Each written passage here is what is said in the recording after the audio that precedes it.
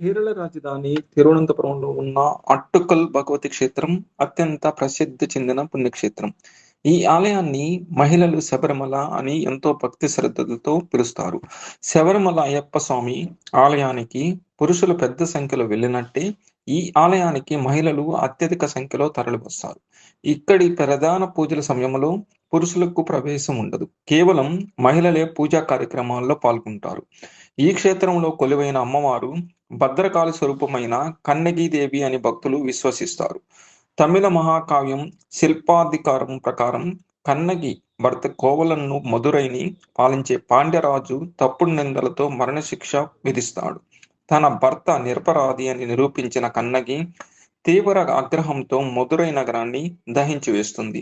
ఆ తర్వాత ఆమె కొడంగొల్లూరు వెళ్లే మార్గంలో అట్టకలు ప్రాంతానికి చేరుకుంటుంది. అక్కడ కిల్లి నదిలో స్నానం చేస్తున్న ముల్ల విట్టిల్ వంశానికి చెందిన ఒక వృద్ధుడికి కన్నగి ఒక చిన్న బాలిక రూపంలో దర్శనమిచ్చి నది దాటించమని కోరుతుంది. ఆ వృద్ధుడు ఆమెను తన ఇంటికి తీసుకువెళ్ళగా రాత్రికి ఆ బాలిక మాయమవుతుంది.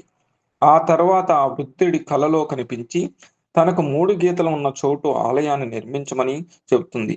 అలా వెలిసిన క్షేత్రమే ఈ అట్టకుల్ భగవతి ఆలయం.